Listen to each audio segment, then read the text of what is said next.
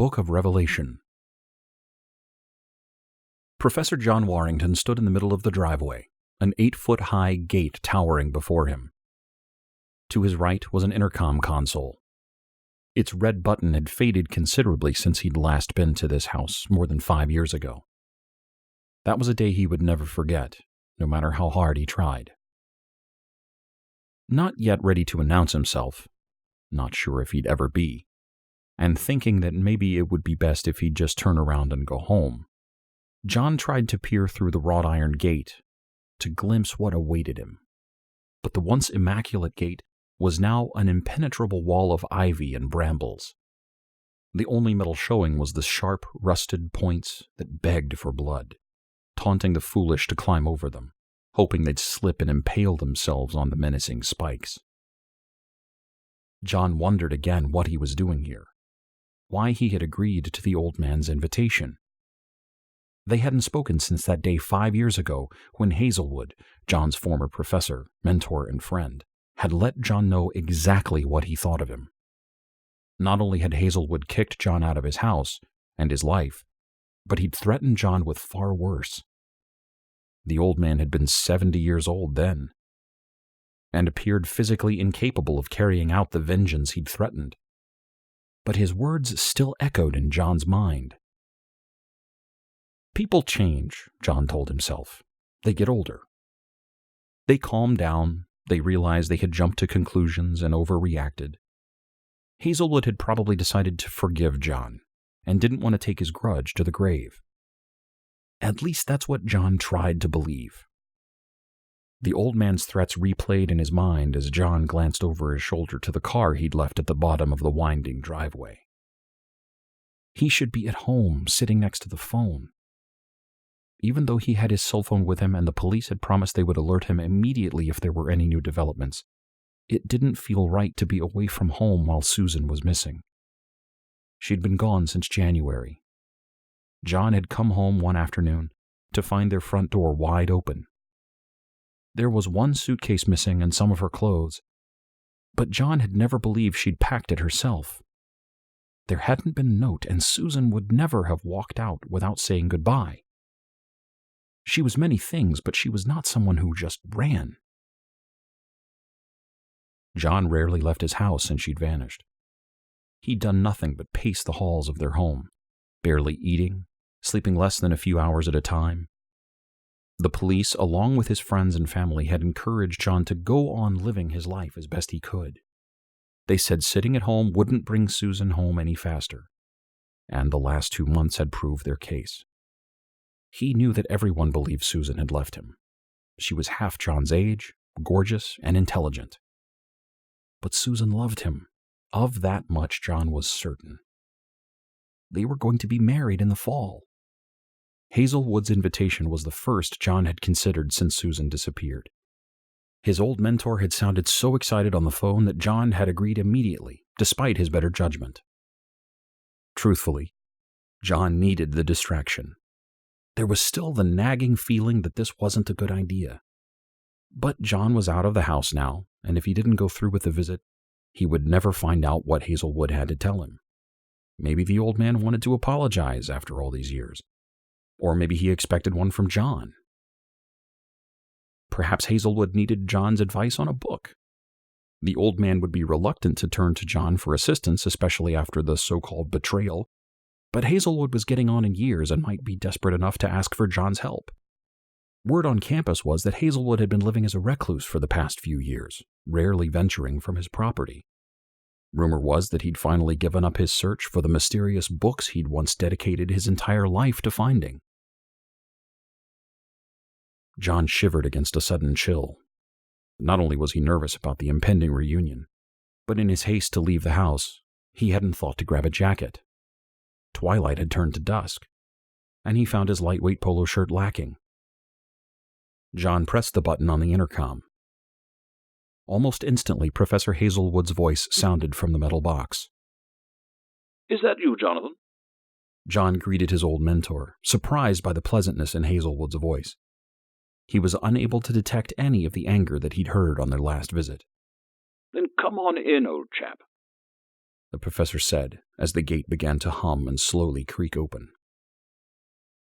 John took a step forward, then stopped suddenly, stunned by the full view of the professor's lawn and gardens, which had once been meticulously manicured. Now everything was overgrown or dead.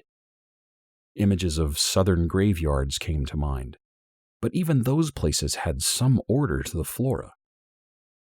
This looked as if nature had been given free rein to do whatever it liked. Still teetering on the edge of turning around and leaving, John thought of the Beretta 9mm hidden on the top shelf of his closet at home. He'd considered bringing it after he accepted the invitation to visit the man he'd nearly destroyed. But ultimately he told himself he was being paranoid, and he left it locked in the security box. Now, whether or not the old man had been serious, John couldn't ignore the fact that Hazelwood had threatened his life the last time the two had met. The intercom buzzed, and Hazelwood's voice came across. "The tea is getting cold, Jonathan." John scanned the grounds for the camera that was allowing the professor to monitor him. He found it hidden halfway up the pine tree to the left of the intercom. Hazelwood had been watching him the whole time. Not willing to look any more ridiculous than he already did, John started up the driveway, the gate closing slowly behind him. There was still beauty in the garden. It just had to be found.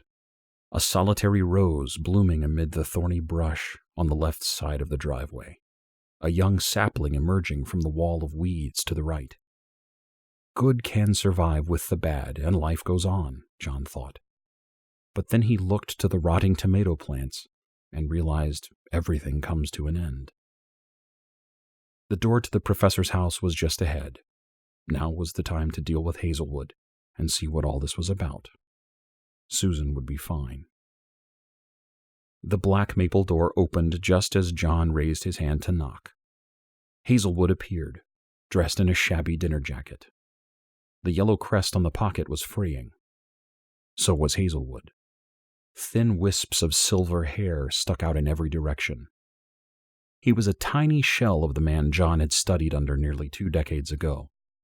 His back hunched, making him look like a turtle, especially the way his small head, with its beady eyes, poked forward from the collar of his shirt.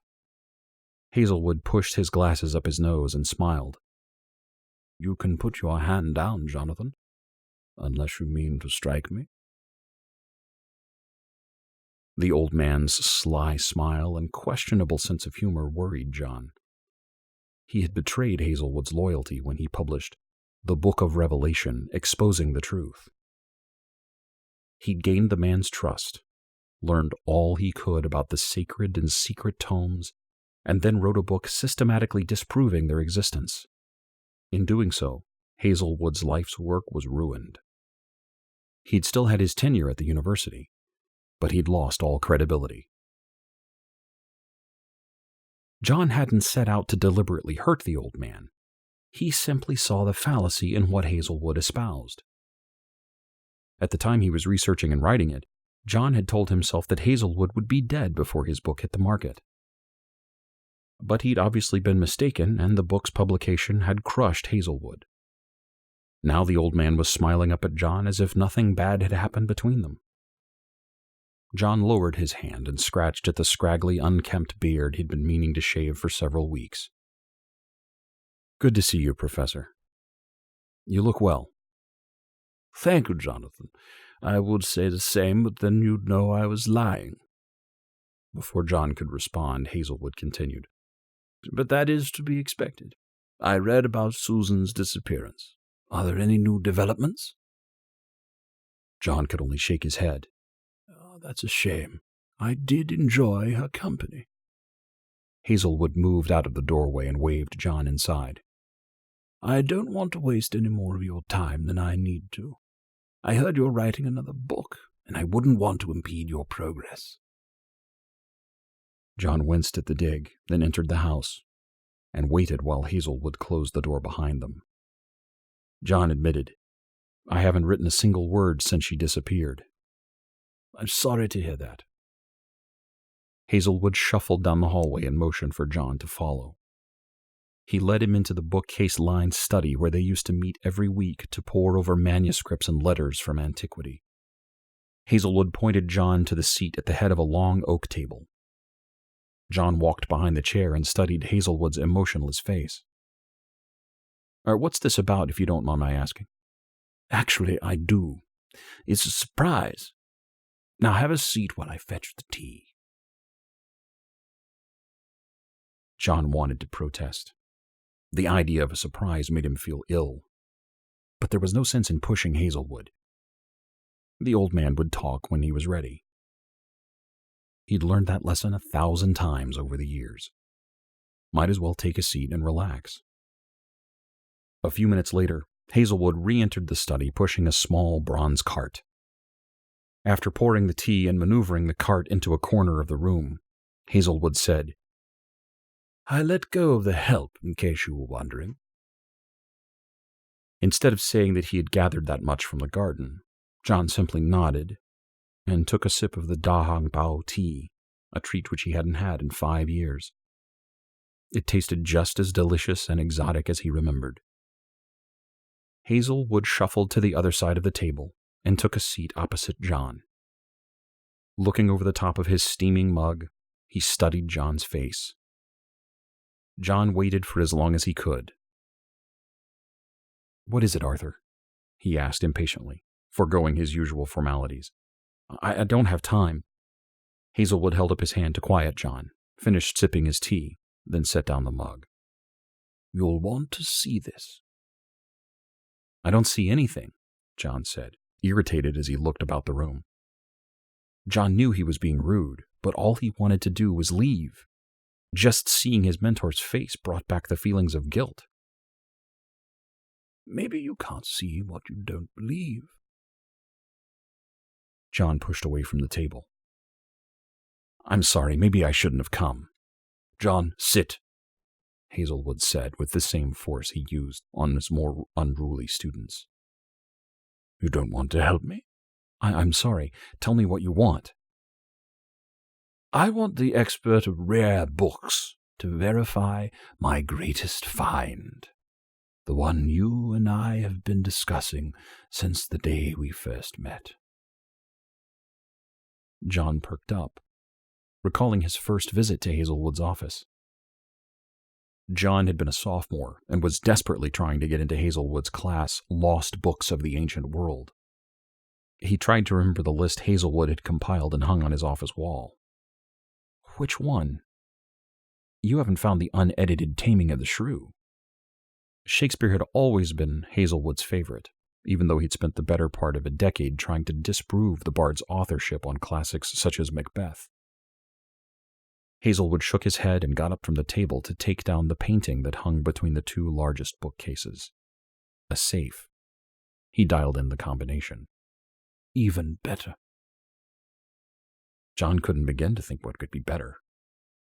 Shakespeare's comedies, histories, and tragedies had sold for over $6 million, 12 times more than John's most lucrative find. If it was much better than that, it explained Hazelwood's friendly disposition and forgiving attitude. Don't tell me it's a Da Vinci. John guessed as Hazelwood opened the safe's door. You won't guess. Hazelwood slipped on a pair of latex gloves he kept in the safe. John leaned forward in his chair but couldn't identify the cover of the thick book Hazelwood extricated from the safe. Its glossy black binding with red letters looked to be something from the latter half of the 20th century. Whatever it was, it couldn't be more than 60 years old, and as far as he knew, nothing of much value had been produced that recently. When he looked at Hazelwood's crooked smile, he wondered if perhaps the old man had lost it. Holding the book so John couldn't see the title, Hazelwood handed him a pair of gloves. Once he had them on, Hazelwood set the book on the placemat before John. Stephen King's The Stand. Complete and uncut. Not even a first edition. And probably only worth the $27 any store would charge for it. If this is a joke, I don't much appreciate it, John said. You said this was something I had to see. How many times have you been told not to judge a book by its cover? Surely you, of all people, should know that. John breathed through his nose, reached into his shirt pocket and pulled out his reading glasses. As he slipped them on, he examined the cover, searched for anomalies and imperfections that could raise the value, but he couldn't detect a single one. What exactly am I looking for, Arthur? Hazelwood returned to his seat and took another sip of tea. Open it. Tell me what you see. Exaggerating in order to humor Hazelwood, John lifted the cover with the utmost care. The smell of rotten meat wafted from the title page, and immediately brought tears to his eyes. John turned his head to the side and slammed the book shut. What the hell was that? John wiped the spit from his mouth, realized he could no longer smell the foul stench. All he smelled was the tea. Hazelwood offered his infuriating smile. You tell me, he said, ever the teacher. It smelled like death inside a toilet. That's aptly put, Hazelwood said, almost to himself. So what is it? Instead of answering John, Hazelwood instructed him to open the book again. John steadied his stomach and prepared for the gut-wrenching smell as he opened the cover. But this time there was nothing except the aroma of aged paper. But it... John trailed off helplessly, looking up at Hazelwood for an explanation. Read the details inside the cover. See anything interesting? John wasn't familiar with many of King's works, but he had read this book after the miniseries had come out. Everything, as far as he could tell, seemed to be in order as he scanned the page. Then he came to the copyright date, 19666. His first thought was that someone had accidentally hit the 6 key one too many times. But then he considered the newer-looking cover. How old is King? 60 or so. He wrote this as a teenager? Not quite. The official copyright was 1978. Interesting, John said, not all that impressed by one mistype. How many of these were printed with this date? You're looking at it. Just the one? Hazelwood motioned to the book. Keep going. Annoyed but more than intrigued, John turned the page and read the dedication aloud. To all my true believers, may your fate be revealed. John looked to Hazelwood and asked, Do you have another copy of this book? As if reading John's mind, Hazelwood recited, For Tabby, this dark chest of wonders. That's the original dedication. The one I'm sure you'd read as a younger man. John didn't want to jump to an irrational and impossible conclusion. He'd needed more proof before he could even acknowledge the question the dedication sparked. He'd heard this dedication countless times, but it had been years since Hazelwood discussed it. To all my true believers, may your fate be revealed. Anything else? John asked, knowing he needed more than a dedication to even begin to entertain what Hazelwood was suggesting. Hazelwood nodded. If you need more convincing, that is no problem. Be assured, you have the book in front of you. With one hand ready to turn the page, John said, Professor, you and I both know it doesn't exist. This might meet some of the so-called criteria, but this is not... All I ask is that you hold your judgment until you've finished the examination. This is what you want me to believe, isn't it? That this is the book of Revelation? John wasn't referring to the one from the Bible, but the original written a century before the New Testament. Legend said it had been burned over 1,000,000 times, but it couldn't be destroyed. Instead, it found its way into other books, hiding in the pages of lesser works. That's not what I want you to believe, Hazelwood said. It's what I want you to acknowledge. It's what I want you to verify. I can't verify a myth. Yes, you can. And you will. You will verify that this is real, that this is here, and that both you and your book were mistaken. John started to close the cover, but Hazelwood told him to stop. What are you afraid of, John? If it's just a hoax, as you claim, then the Book of Revelation doesn't exist. But there's no harm in checking, is there? It seems to me that you would want to do that. Look at it as me giving you another chance to disprove me, to embarrass me once again. I didn't write my book to embarrass you. But you did. Now verify my finding, or disprove it. Hazelwood insisted, staring at John. This wasn't a simple request, and both men knew it. Still, Hazelwood wasn't about to let John walk out the door. You owe me that. An unexplainable panic surged through John's body, urging him to run. It had been a mistake to come here, but he was here. The professor deserved his time. Even though John's book had been accurate, he still should have told his mentor what he was publishing. Hazelwood had discovered his pupil's writing the same way as everyone else, in the newspaper. John acquiesced, figuring he could do a quick examination of the book and be done with the whole mess. John looked at the book, then back at Hazelwood. After I prove this is not the book you've been spending your whole life in search of, you'll let me go and I'll owe you nothing? Let you go? Hazelwood laughed. You're not being held. I'm simply requesting a small favor from an old friend, the preeminent authority on fakes, forgeries, and fables. John's guilt reached nauseating proportions. Fine, let's do this. He turned past the author's note and browsed over the preface. What else is there? Another typo, an inscription? Turn to a page in Chapter 1. John did as he was told. So what am I looking for? What page are you on? There was a number 1 in the middle of the footer at the bottom of the left-hand page, but a 5 on the page beside it. John began speed-reading the page, searching for any kind of abnormality.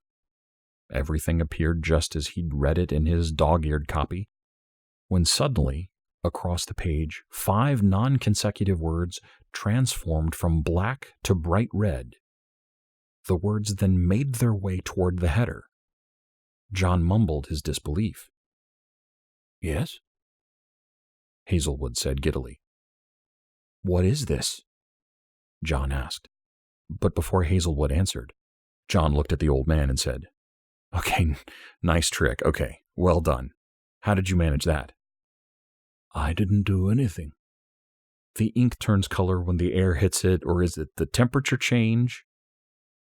Hazelwood smiled. It's no trick. What does it say? Reluctantly, John read the highlighted words to himself. Respect, don't, him, you. Always quick with puzzles, he rearranged the order of the words. You don't respect him. Instead of telling Hazelwood this, though, he shook his head and said, I'm surprised you'd sink that low. There's no deception. I have no idea what it reads. Then I'm even sadder, because either you've been duped this easily or you think I'm an idiot.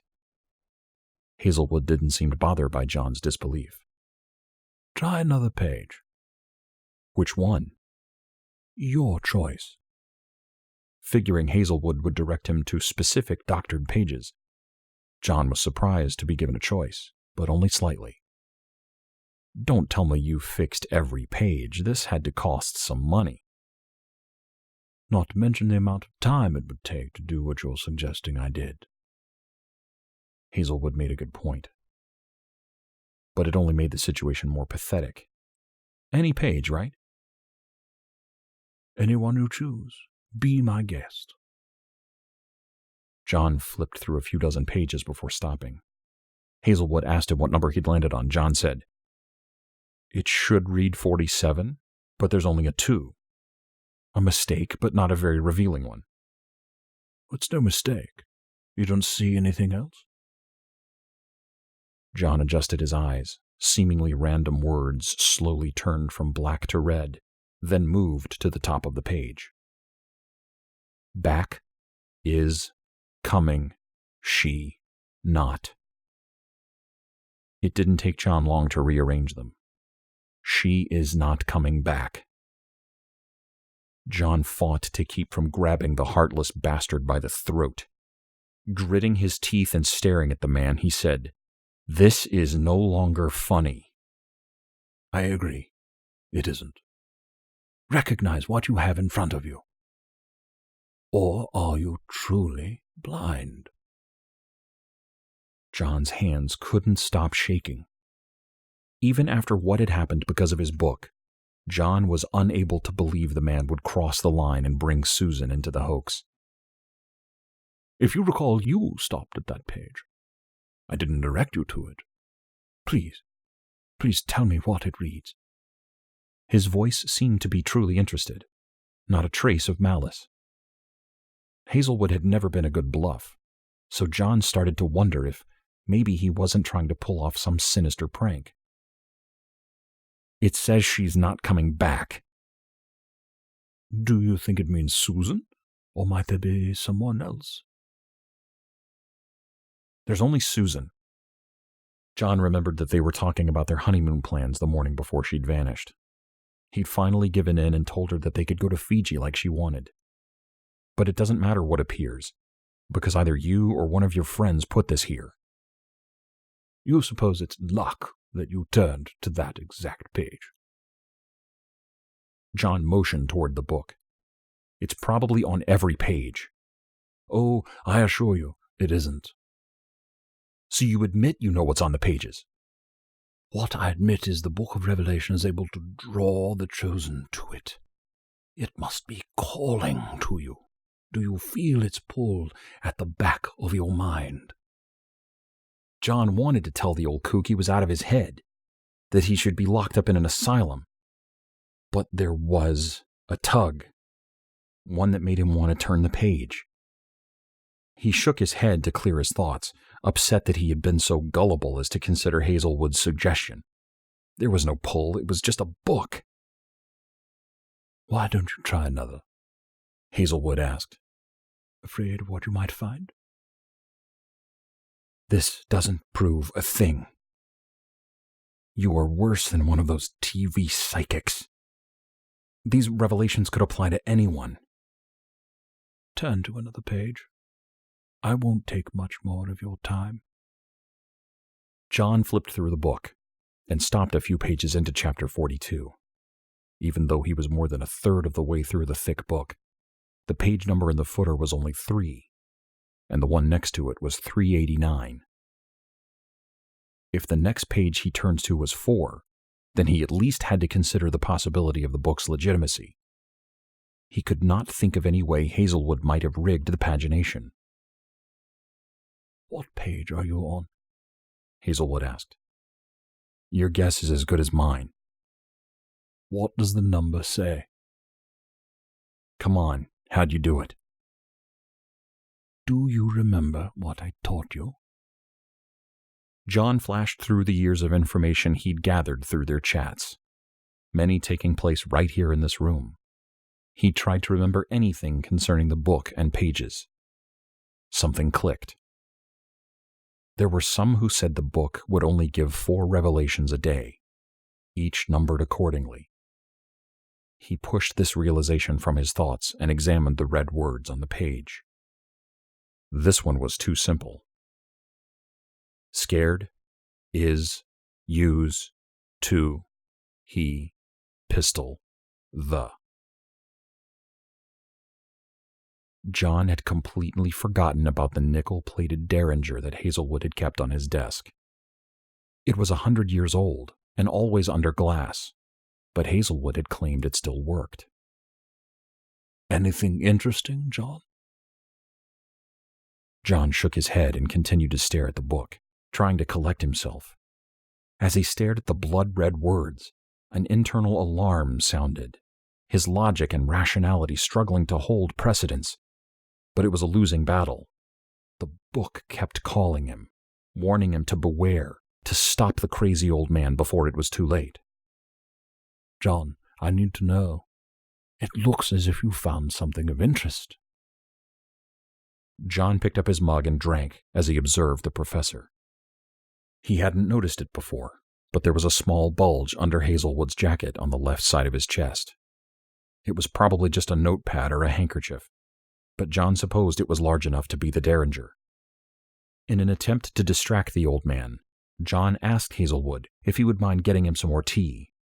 The man answered that he would be glad to. Hazelwood got up from the table with his eerie smile and turned his back to retrieve the teapot. John looked around for the weapon. On the remote chance that Hazelwood was carrying a concealed gun, John needed something. Hazelwood was old and slow.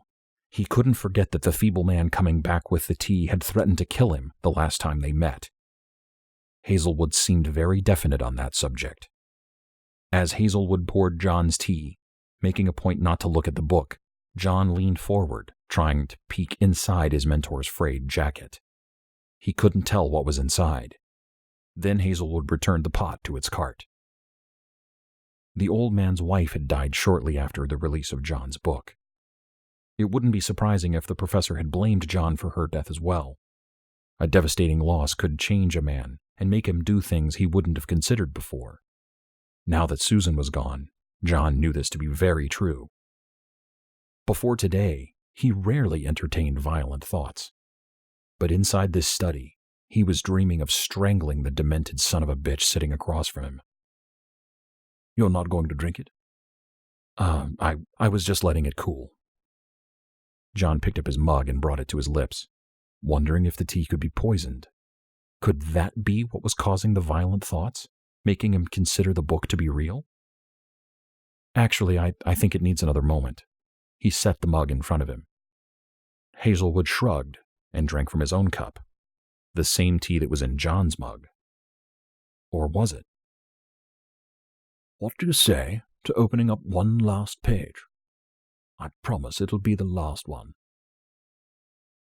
But it only gives 4 a day, right? Are you sure we should rush to the end? John's eyes drifted to the cart and the small butter knife. He wondered if he could reach it before the old man drew. 4 per person, yes, Hazelwood said.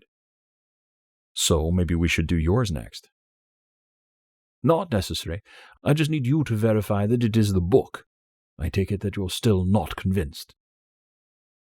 That it is the book of Revelation? You told me yourself that it only gives revelations to one who has killed another. I've never harmed a soul in my life.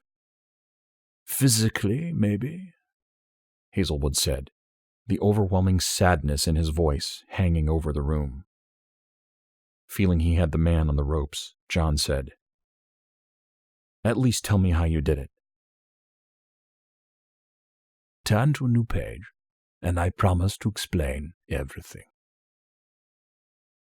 John agreed and flipped further into the book. He stopped and stared at the 4 in the footer that should have read 932. Hazelwood stood and said, If the book is not real, then how to explain this? What? John asked, distracted as he studied the letters changing color in front of him. Going, he's, kill, to, you. Will you agree that the book is real if the revelations prove to be true? John looked up from the book in time to see Hazelwood reach for the object inside of his jacket. Before the old man could pull out a gun, John shoved the table into Hazelwood's chest. John, now on his feet, came charging and grabbed the old man. Hazelwood caught his breath, motioned the hand underneath his jacket. What do you think I have in here? Don't move. Well, this isn't going to be very fun. I have something to show you. Don't move, John repeated. You're acting like I'm going to kill someone. Are you? I'm not going to kill anyone. Hazelwood grinned. Not anyone else, he said. Anyone else? What are you talking about? Don't worry, John. I won't hurt you. Shut up and slowly bring your hand out from the jacket. I had to do it, Jonathan, Hazelwood said, without making a move to withdraw his hand. Shut up, John screamed, pulling Hazelwood's hand away before reaching in himself. I wasn't an evil man, I swear it. They say you have to be evil to get it to work. They say the book calls you if you look long enough. Hazelwood tried to reach in his jacket. Stop, John shouted. Leave your hand where it is. But it's the proof you need in order to believe. Go ahead. Take it. John felt something in his hand. Not a gun, but an envelope. It was black. Hazelwood let out a raspy sigh and licked his lips. You'll want to see this. John simply stared at the professor. Then his eyes moved to the envelope. The old man's fingers pushed it on John. Open it. I offer your proof. John tore it open. Thank you, Jonathan. Thank you for coming tonight. For heeding the call. John hesitated, wondered what could be inside the black envelope. Slowly he tipped it to the side and caught the necklace sliding out. He didn't need to see the engraving on the locket to know whose neck it had adorned. Another small object dropped to the floor and bounced off his shoe. Susan's 2-carat engagement ring. John turned on the professor, ready to grab him by the neck and squeeze. In the envelope, Jonathan, look, Hazelwood whispered. He let the necklace fall from his hand and peered inside. There was a folded Polaroid.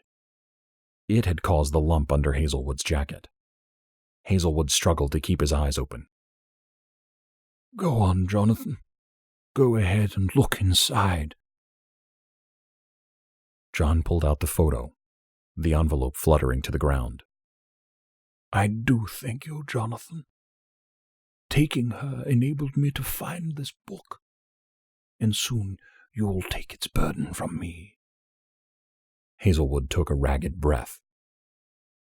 Tell me, Jonathan, when did you know where she was? Was it before or after you walked into my house?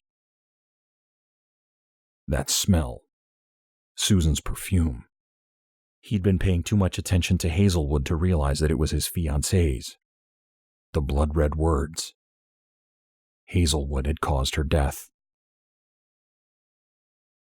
John turned the photo over in his fingers, unable to open it and look at the image inside. I did what I had to do, Jonathan. Isn't that what you once taught me? John unfolded the photo. Susan lay on her back, her eyes open. There was a hole a few inches above her right eye. Blood pooled beneath her beautiful blonde hair splayed on the hardwood floor. The same floor he was standing on. Shaking, his mind numb, John reached out and wrapped his finger around his mentor's throat and squeezed. Felt his thumbs denting the larynx, the fleshy tissue stretching under the pressure as Hazelwood's breaths turned wet. John's eyes stayed locked on the old man's face as Hazelwood's fingers clawed at his wrists. He lowered the old man to the floor and continued to squeeze until he felt his fingers tingle. The life finally left his old friend's eyes, and John turned to the book, which had fallen to the floor. Page 166 was now numbered 1. The words changed color before his eyes. Her, goodbye, tell, run. The words made chillingly perfect sense. This truly was the Book of Revelation, John walked out of the room and saw his love's body curled up under a table. He fell to his knees and kissed her cold hand. He said his goodbyes and stifled his sobs. He sat there for hours until his legs fell asleep. Then he lay down next to her and recalled the final word. Run.